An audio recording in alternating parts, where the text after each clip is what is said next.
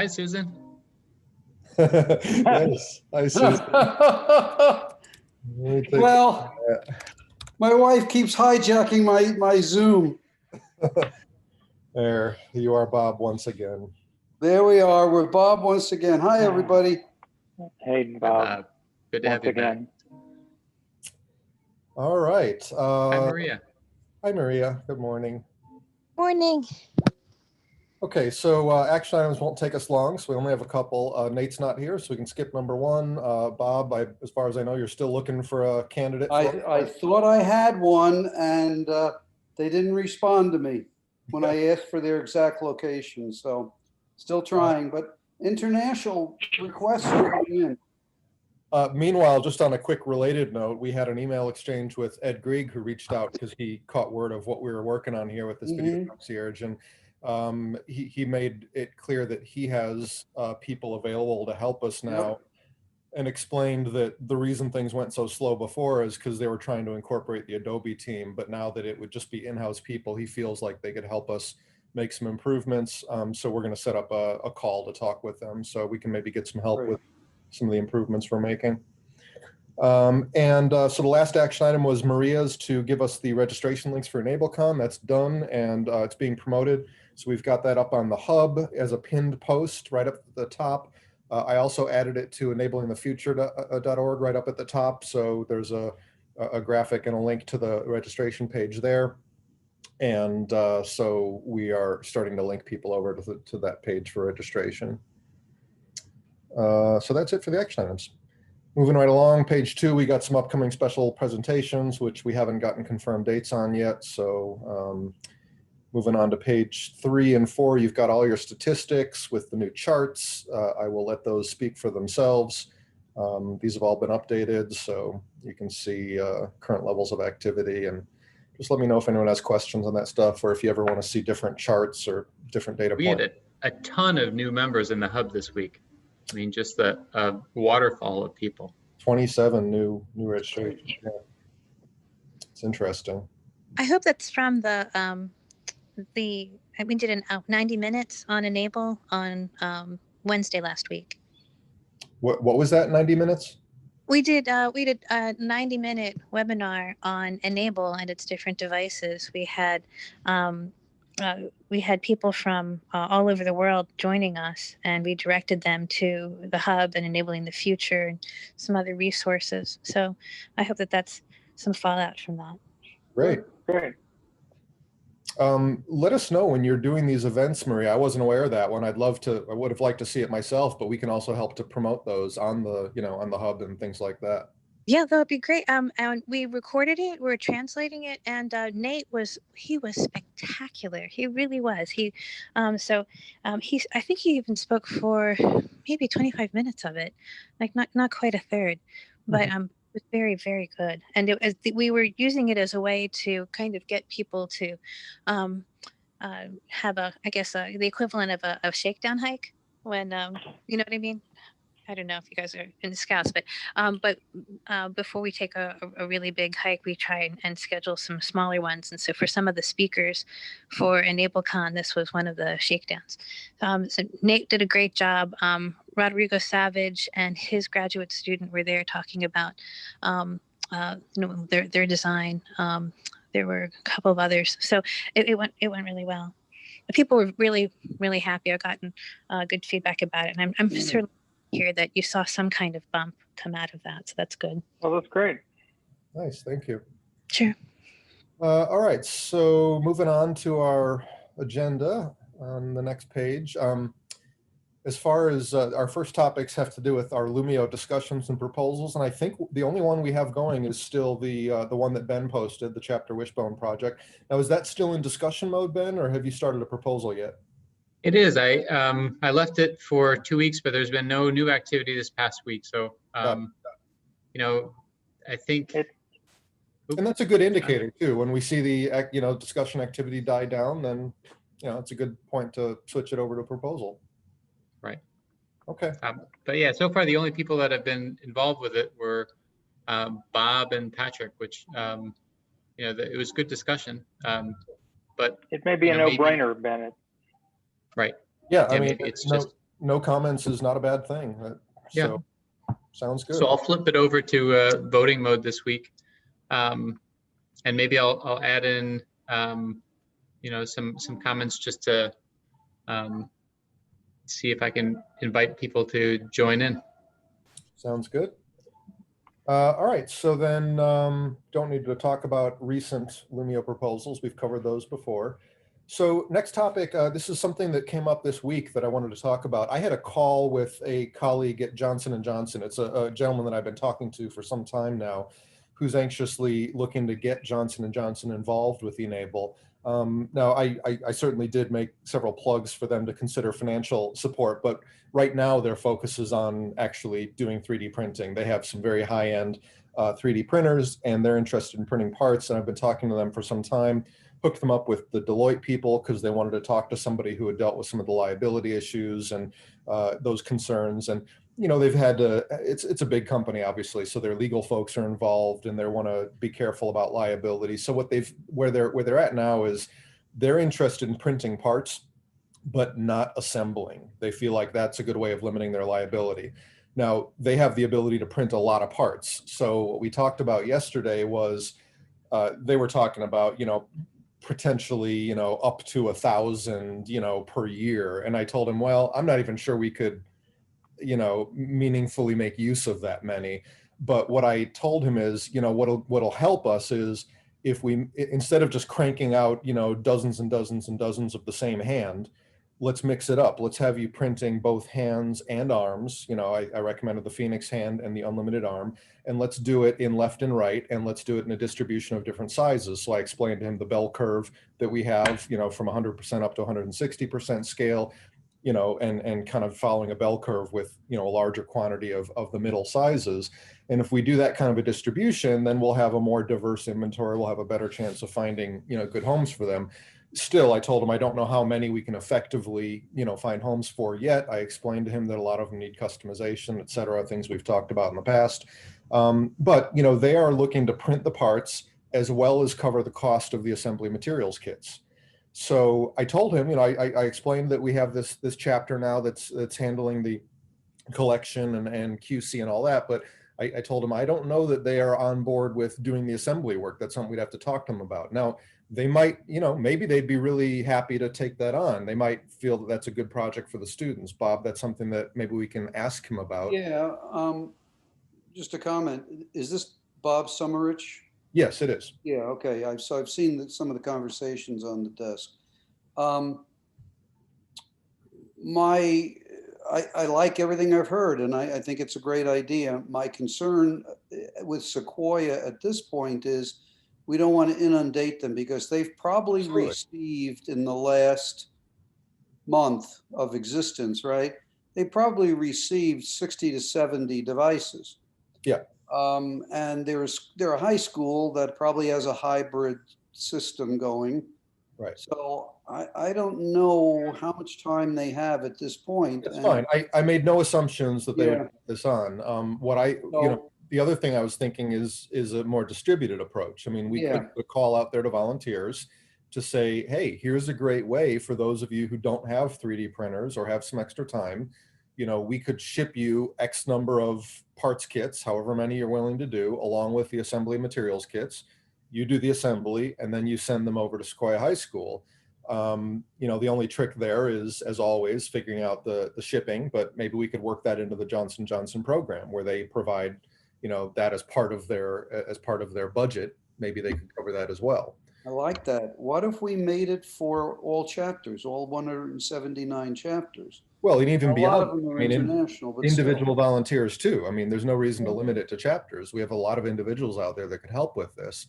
So, that was my thinking, is that we, the other piece of this is, I think I mentioned this in a prior meeting, the device inventory where the Sequoia folks are now posting these devices in e-NABLE Web Central, that's now been made public. You don't even need to be logged into Right. e-NABLE Web Central. So we can promote that link very broadly. So, we should start, putting that out there in the hub and things like that. We now have an official, e-NABLE device inventory with standing inventory of many different types of devices, different scales, different colors. which you can browse. And if you find one that's a good fit for someone, you can request it. And I think if we do a better job of promoting that inventory and making the chapters aware and the volunteers aware that it's there, we'll be able to probably facilitate more of a throughput and have more of these devices, you know, made use of. John? Johnson & Johnson being a medical company with connections all over the world, I'm wondering if we can engage them in trying to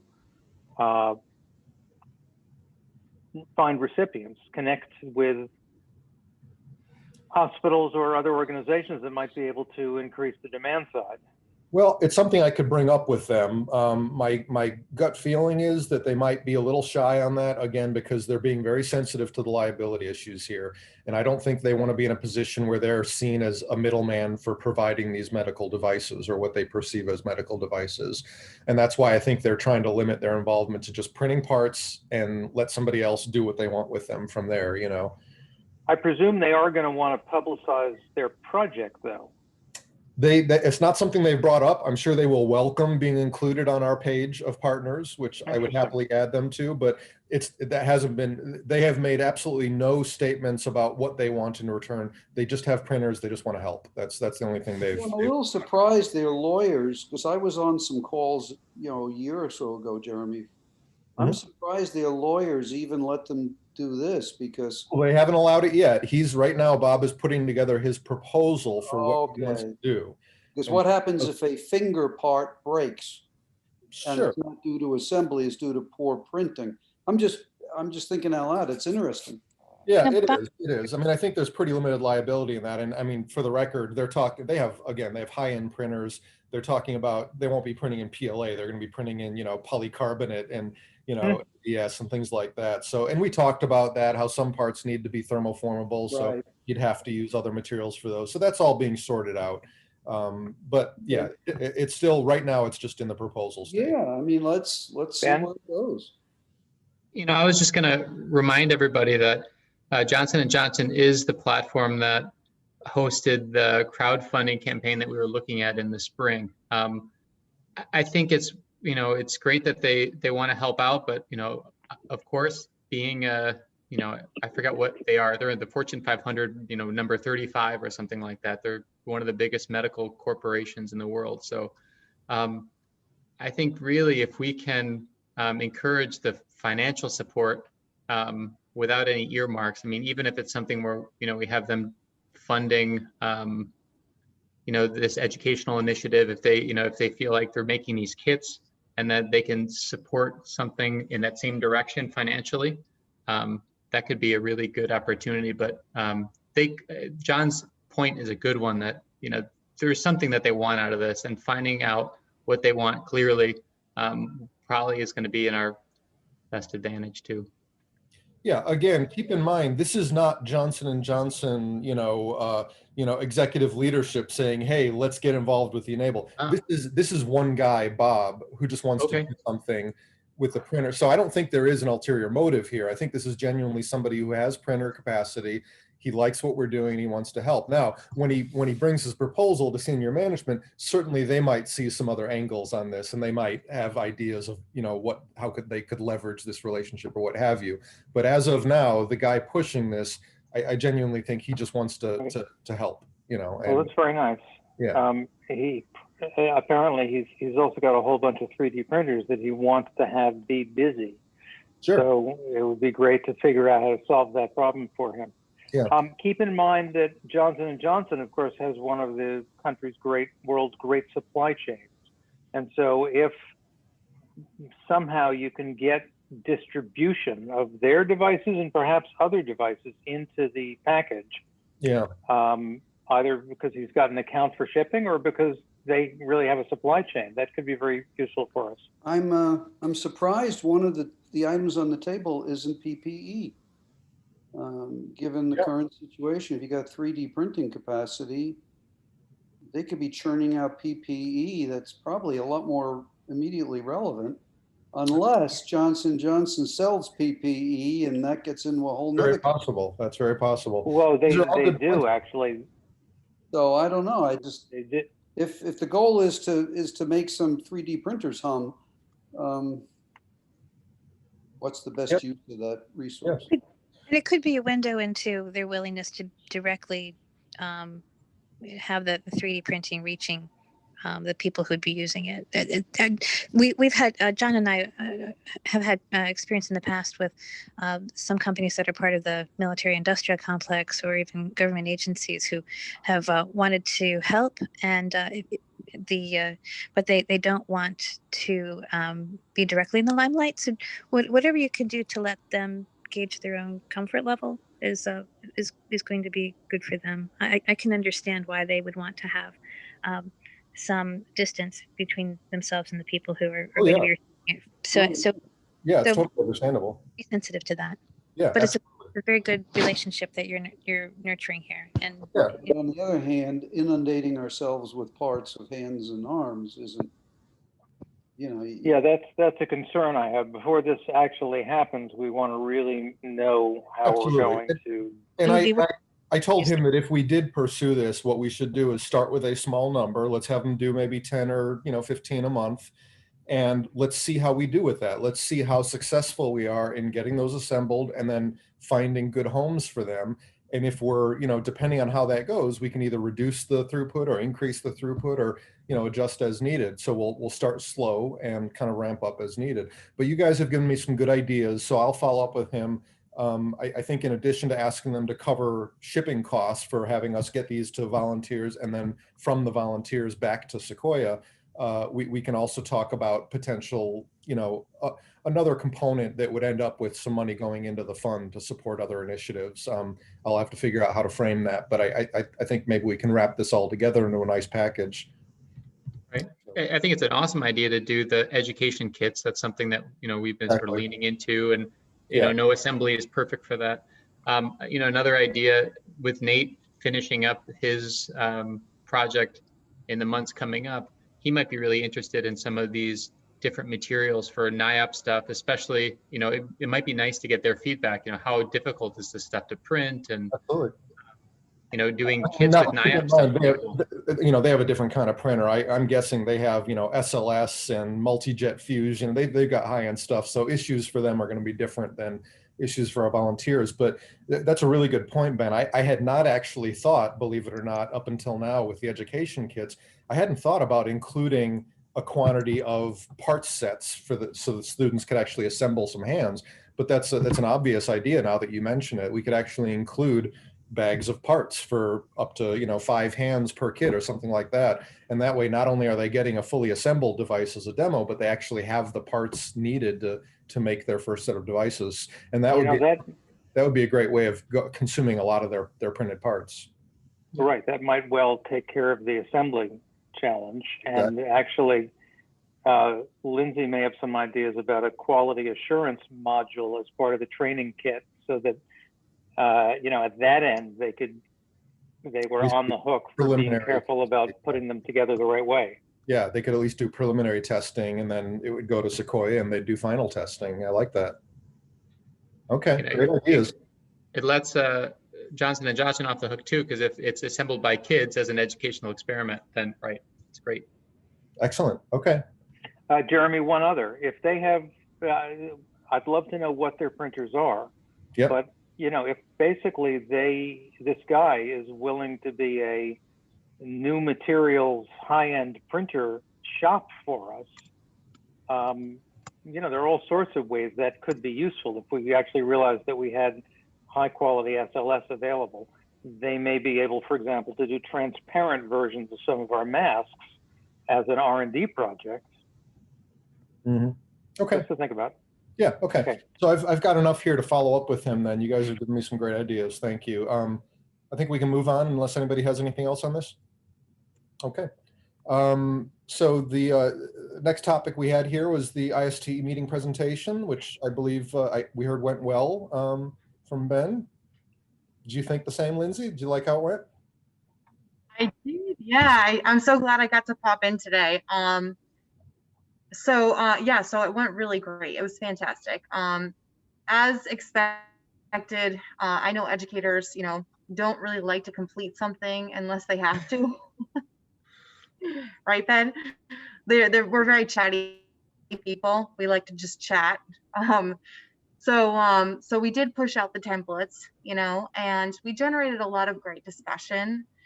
And, in theory, I think that, work is genuine, like work that, that can be used and replicated is going to be a product of, someone who's invested in not so much a workshop where we ideate, Right. So we didn't get any compelling product, from that, but we did have participants from 6 areas of the world. So that was really cool. And there was some discussion about applications to the International Baccalaureate program for computer science and getting, a project like this incorporated into that. So that was a really good discussion. And then we did, put out resources for them. And there is a recording. And I thought that they were going to give me an MP4 of it, but it's just a web link. So I was going to take that MP4 and then put it into Adobe, but it's not an MP4. But I do have a YouTube video that I created in April and I shared out. So I was going to stick that in the chat to be utilized and shared. But Great, I can share it in the hub.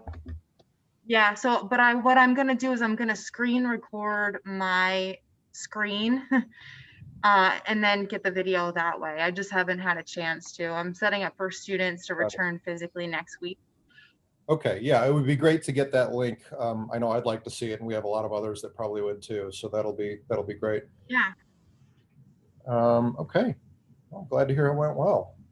I gotta say that Lindsay's materials are awesome. So she had all these different templates for each of the different age brackets of the different years. I think some of those resources could be really useful for new not cults. to overwhelm people.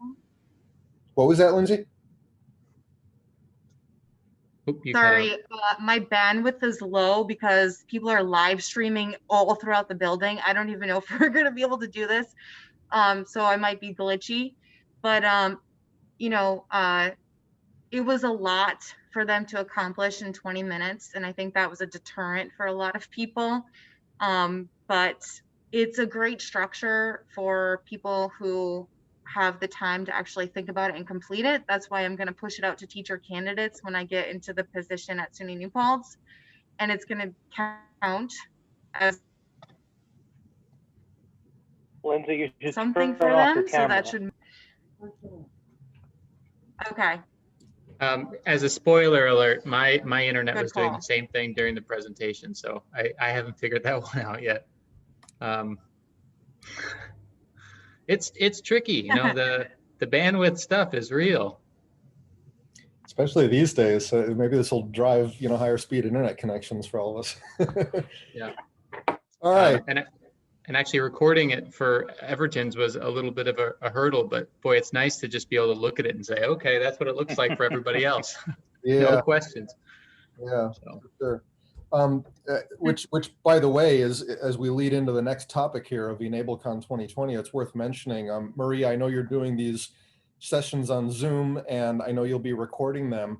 I don't know if you're aware of this, but there's 2 ways of recording on Zoom. You can record locally, and you can record to the cloud. If you have an account that has the added storage space for recording to the cloud, the benefit then is you're not dependent on the connection of the person doing the recording, because it's recording straight from the Zoom servers to the cloud. So even if like yesterday, I was in the middle of a webinar and my internet connection went down, had I been recording to the cloud, it would have kept recording even without me. So just food for thought, think about maybe recording to the cloud if that's an option. That's what we plan on doing, is recording to the cloud. We got the extra storage for that. I appreciate what you're saying too. Yeah, it's nice also because when you record to the cloud, it'll record separate versions. It'll record one like in gallery mode and one just speaker view. It like gives you different recordings that you can pick and choose from and edit things together. So it's pretty nice. We were running since scouting went virtual in March, when we run the sessions, we've designated multiple co-hosts. So especially since we want to make sure that we maintain the leadership for all the breakout rooms when we break up. Yeah. But we had an incident once where the internet or power went out for the person who was hosting, and it just went on to the next designated co-host. So Yeah. we're like, hey, good, multiple redundancies is a good thing. That's the way to go. Yeah, thanks for what you're saying, though. Definitely. I think we finished the longest Zoom call ever for us here. It was 72 hours. Oh my goodness. Virtual camping, but it's the first time an entire unit got all of its cooking merit badge completed because nobody had anyone to mooch off of. So Wow. That's hilarious. it is, isn't it? I've never heard of virtual camping. The So kids, do they have like tents set up in their houses or something? yeah, hold on here. Let me see if I can even show you. So No way. yeah, so they you have at 5:30, the parents send the scouts into the backyard with everything they're going to survive off of for the next 72 hours. Oh, what a great idea. We were so then the bartering 1 hour later begins, and they have to barter with the quartermaster for things that they forgot. They end up talking to them, like they'll trade half a book of matches for a flashlight, things like that. And so once the trades are all finished at the trading post, then the parents who are in charge of the different units, the parents know your child is going to come to the sliding door and give you half a book of matches, give them a flashlight, Great. like that. Or your child is going to need water in 6 hours, but they don't know it yet. Things like this. And so so then we had they have to set up their cameras. They show us step by step everything that they're doing, and the merit badge counselor and the 2 Deep leadership they're making sure that they're watching and signing off, and everything's being demonstrated. And honestly, we've gotten 80 kids through more things in 72 hours than we would have normally, Great idea. when they would be able to eat someone else's food and sleep in someone else's tent. So the breakout sessions have worked really well because it's also, kept people separated, or if we needed to do that, to give them a break. Yeah. It provided a lot of randomness, which has created some really good conversations. It's been great to automate. It's so nice to be able to set that stuff up in advance and just get it done. Yeah.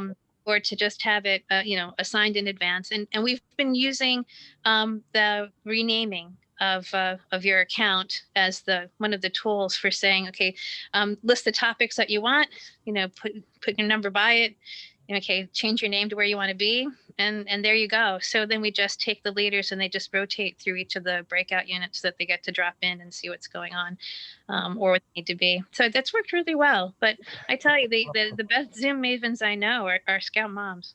Yeah, I guess. Well, it sounds like good practice for the upcoming events. So any news on eNABLECon? Yeah. Right now, the last I looked was a couple of days ago, but we had 30 people registered. They were registering for, it looks like people started just registering for all the days, which is great. There are some breakout sessions being offered, like Becky Button is offering an electronics class, and some of the parents are taking that as part of it. So it's been really sweet. We've had some additions. For instance, Matt Patel in Australia, in Victoria, he finished and posted the plans for his hand. So now he's officially on for Saturday the 17th, presenting that work. So that's the Sorry to jump in, Maria. I'm curious about that hand. Where did he post? Is that on Thingiverse? Where did he post the files? Oh, this morning at 3 on Thingiverse. We were. And what is it called? Is it the kinetic hand? Yes, it is. That's right. All right, I got to look that up. And of course, it looks beautiful. It's long. Okay, excellent. Yeah, that'll be great to see. Kinetic hand on Thingiverse. Yeah. Yep, I put the link into the notes. I'll put them into the chat now also. Great. You saw that one, Bob, when we were at the last eNABLECon. Yeah, I want to make one. Yeah.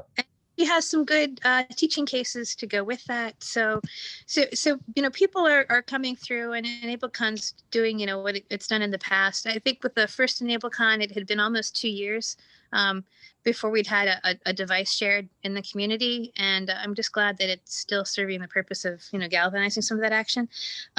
Some of the things that are myoelectric are not going to come through in time, and that is okay. It's okay. Because what we're doing then is we're able to engage more students in learning electronics, and it's giving time for the women and children's health groups that have been working on textiles and smart textiles to catch up. So in the end, they will all be working on this My Electric Devices together at the end of this year and the beginning of next year. There were some software projects they're moving to next year, and that's okay too. It's doing what it's supposed to do. And then, so I'll be able to sit down with Nate now that I know Matt's what he's going to be sharing. And I know also more clearly what some of the people in the electronics group have decided to hold back. And I'll be able to sit down with Nate after this and get the time worked out. There's a rough time on the day one plan at the moment. For day two, we've gotten more input from some people discussing the timeline and some of the resources related to disaster response and pandemic response. And I've gotten more feedback from the FDA on that portion of their talk. So I'm going to make some changes to some of the timing. It's going to be a little uneven as far as the workshops, but the timing will be better scored away. The sequence is going to stay in the same order. The same thing with sustainability. We added Lindsay to the discussion on different ways of talking about sustainability. Hers is a very strong case for the United Nations Sustainability Development Goals. And then there are other groups in education and informal education that are involved in e-NABLE that use other ones. And so they'll all get a chance to share, and they all have their strengths and weaknesses. So, and that's going to be great. But to be able to see how all these different groups are using e-NABLE as service learning within those ecosystems is it's really beautiful. The stained glass window of effort. And then we have the one addition, and it's where I've been putting some of the newest members in our community, is on the session on play and on the accessibility of play, really as a human right. And so that is talking about everything from being able to use the devices and the access to the devices to play to learn, play to discover, or play as research, play as qualitative research, and play as healing, as therapy. And that's where some of the interns and some of the really young people are going to be participating in the conference, and we're one of the youngest of the leaders of the work groups that we have is going to be there leading that or moderating that session. So that should put some context to some of the functional goals that we have, and one of the educational goals that we have in providing some of that curriculum and some of those opportunities. The final day on community building, I know some of these things sound dry, and maybe I redline on the geek meter for some of this. I am looking forward to the governance talk. I'm looking forward to some of the other threads that are there as well. And I hope that people will stay for the 2-year plan. It's an opportunity for the community to take some of the things that we're identifying in those SWOTs, the strengths, weaknesses, opportunities, and threats, kind of business analysis tools for ourselves and for our community, or for even looking at listening to the talks as a way of listening. But for us to take that information and turn it into things that we want to do, and things that we want to mitigate, I think makes a great way for us to see that perspective and how things mesh together, and some opportunities for people to work together, share resources together, as we did with the scanning equipment last year. So I think that it'll be a good conference. I don't know what else to say, except that I'm just grateful for everybody who's working on it with us. I'm grateful for the promotion that you're giving it, and for people who are participating. Jeremy, we changed the title for yours, and if there's anything else that you wanted to add or say. I mean, right now it looks like it's talking about e-NABLE Web Central and the hub, some of the curriculum that's available. If there's other things with regard to the online tools, maybe if you wanted to enumerate those or break those out, feel free. But thank you. This is a good moment for us to assess 2020. So one of the topics that's going to come up as one of the games in the after hours is people who are putting together time capsules to bury 2020. And so I don't know if that's something that any of you are interested in, but that seems to have gotten some traction in some of the maker spaces who are going to be making those. And then here in DC, the Smithsonian is asking for some. So we'll be providing some time for people to network or interact and plan those things as part of the games and happy hour. That's it. I don't know. Any other questions? Great. Thanks. As a side note, I gotta say, while I was listening to Maria, I downloaded the package for Matt's new design. It looks to me like he did an incredible job with this. It's got an amazing looking manual, just really well done. He's got all the STL files kind of grouped and ready to go on the build plate. I just really love what I'm seeing here. He really put a lot of thought into this. I did the same thing, Jeremy. I took a look and downloaded them. Yeah, really looks like it's Yeah, thought out. incredible. It's a real model. This is great. You know, before I knew he was presenting at EnableCon, I suggested he presented at EnableCon and invited him to give a presentation to SPC. Yeah. We might think about pulling one of these pre-recorded presentations a week or every other week from EnableCon and CoInter, and having the speaker present for a reprise in SPC in the future, just as a way of giving it another venue. That's a great idea. Like a Q&A session. Yeah. Yeah, that'd be nice. And an update.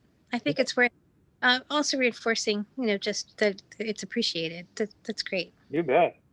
I hope that the presentations at EnableCon are short enough that more people do that and makerspaces do that. Nice.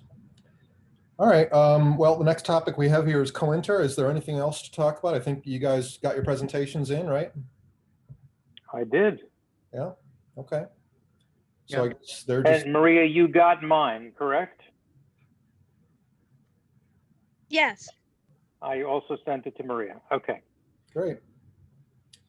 All right. Well, let's see. The next topic we have here is this idea of starter kits for schools, which I have already updated based on Ben's great suggestion of including 5 parts kits unassembled. And that way they will have not only the assembly materials, but also the parts needed to assemble their first 5 hands. I really should have thought about that before, but I think it's a great addition. I did have some discussion with Alina about this. She's a little bit intimidated, to be honest, just because it is a lot of work to figure out how to pull all this stuff together. So we don't have a solution yet, but it is something we're going to work on. It's a lot to source, and even just the printed materials and getting the flash drives prepped, and it's a lot to pull together. So we have to figure out that kind of labor side of it. So we're still kind of thinking through how to do that, but it is still something we're pursuing. So I'll keep you posted. We talked about Jeremy. Just go ahead. I just wanted to reinforce, given that you've added the parts kits, not necessarily you, but we really should prioritize some kind of teacher and student material that will cause the assembled parts to be quality tested and then sent to the right place. Absolutely. Because that becomes a real distributed factory, if you will. Well, not only that, it's a great tie-in to the STEM learning of having them do some of this testing and quantitative measurements, right, and evaluating forces. I mean, there's a lot of great educational opportunity in the actual testing of these devices. So I love the idea of working that in. I'm going to need somebody to help me with putting together the actual content for that. That might be part of what, I don't know if Lindsay has some of that in her materials already, but someone's going to need to help us kind of come up with a step-by-step guide for students to test it. The obvious people who come to mind are Lindsay, Maria, and Nisha. Okay. Yeah, I think we could do something, just basic physics or something like that. You could have a workshop where you structure it like, and actually I think Lindsay would be ideal for aligning it with the next generation standards. I mean, I think really if we can set up something that is part of these kits even, that aligns with national standards or, state. Well, that's what we need to think about as we're developing this, is we want it to align with educational standards, but at the same time, we want it to actually be useful to us. We want it to actually check for the things that we want it to check for. So I agree. I think it would be great if we could get help from Maria, from Lindsay, and if Nisha has bandwidth to be involved, great. We partnered with Sherry and at the Fab Foundation to work on curriculum for Scopes DF. So we should all work together on this. That would be great. And that would be a great connection so that people will request the materials from you. Synergistically, I think that would be really optimal. Great. Jeremy, again, this is the content creation should not be on you. Sure. But the empathy hand, empathy arm technique, one for the kids, where there's a device that a normal person can put on their arm in order to use an assembled device for like the box and blocks test. It's popular with kids. It's an important learning experience to see what the constraints really are. And now you called that an empathy hand. It's a term that's new to me. Are you referring to something specific, or are we just talking about one of our Phoenix hands with a demo bar? No, actually, I've seen something just recently again where you've got it strapped onto your arm, and now your regular hand is in a fist, so you're not using it. But by moving your arm, the strapped-on device opens and closes, and you can use it. Was it maybe Eric Bubar's video? I think. Yes, there was a clip. There's a clip of it in Eric's video. Okay, I'd have to see that. I mean, it sounds to me like it might be a little bit less intuitive to use something like that as opposed, because when we've done these events with students, we've brought the demo arms as just a large scale device with the demo bar, and they were able to actually hold that device and operate it and use it to, like you said, pick up blocks and manipulate things, and we had them do that. But whichever one would be more effective, I like that idea. Whatever. So that might be an extra device we'd have to include in the kit, in which case, we'd have to start to build up some inventory of those too. Using the hand with the demo bar is better for younger students. It just physiologically, it's better because they still have the capacity to move and grab, but it provides the same experience, and it's more intuitive to use. Yeah, that's what I would think. So cool. Good idea. We'll have to think about how we might be able to get enough of those to include those in the kits. Because I mean, my initial thinking is that if I can get together a plan for making these, I'd want to do them in batches of probably about 100, because I think there'll be at least that kind of demand. And if we do them 100 at a time, we can be working on the next batch while those are being consumed. But that means we'd have to come up with 100 of those, demo devices, which is a lot of printing and assembling. So we'll have to figure that out. So all right. Good stuff to think about, though. Maybe one last thing too. In the last week, there's been at least 2, if not 3, posts from Eagle Scouts in the hub. They want to use e-NABLE in connection with some kind of a final project, but it's with students. So they want to basically act as a teacher. So Maria might be a great resource for that. If they probably would need these kits as well. Part of that, Ben, is I actually sent them to the hub, because when I get an Eagle Scout candidate who wants to do a service project, 9 times out of 10, they just want to pump out a bunch of hands and send them to us. And I say, no, that's not what the Eagle Scout project should do. You should show leadership, and one way is by educating others, et cetera, et cetera, et cetera. And I recommend they go to the e-NABLE hub, post what they want to do, and seek assistance. Great. Okay. So anyway, we'll keep working on this idea of the starter kits for schools. It's something I very much want to do. We haven't figured out all the logistics yet. So it's something we're still working on. And I will certainly need help from others, but let me figure out some of the initial logistics first, and I'll come back to you.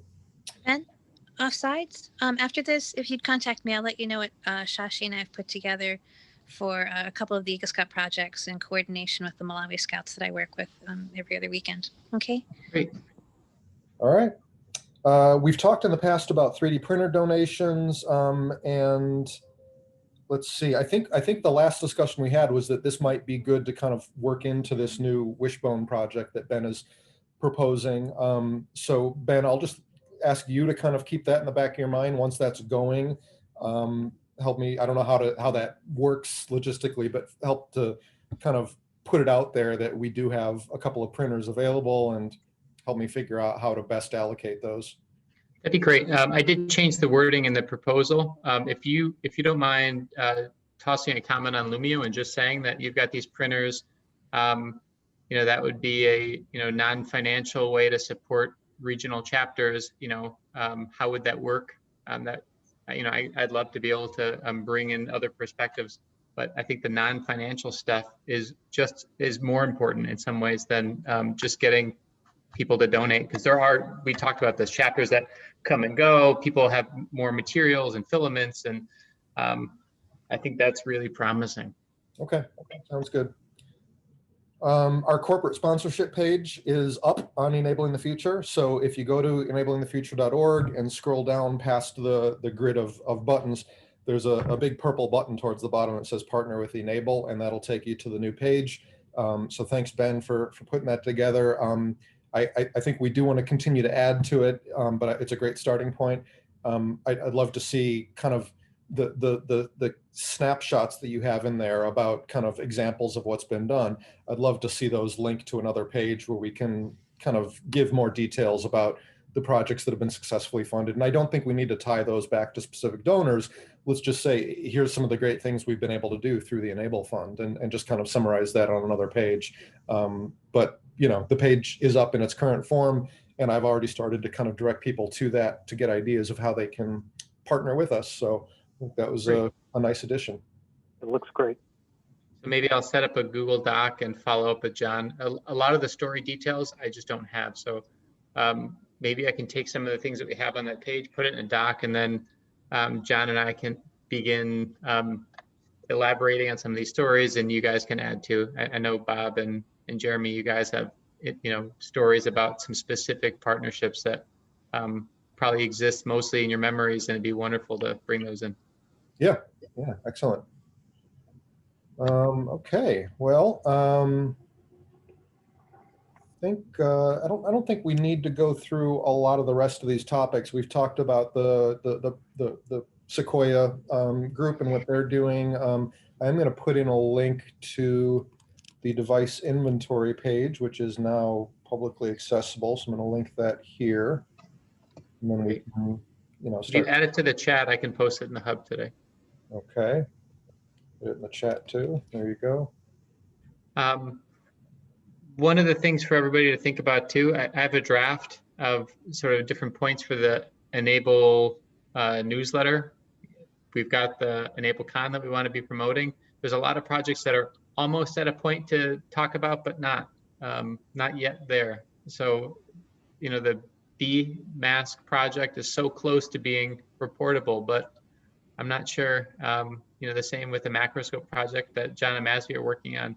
So if anybody has some specific things that they think would be really valuable to share in the newsletter, I feel like we're, in terms of items to share, we're a little bit low on stories that are ready to be promoted.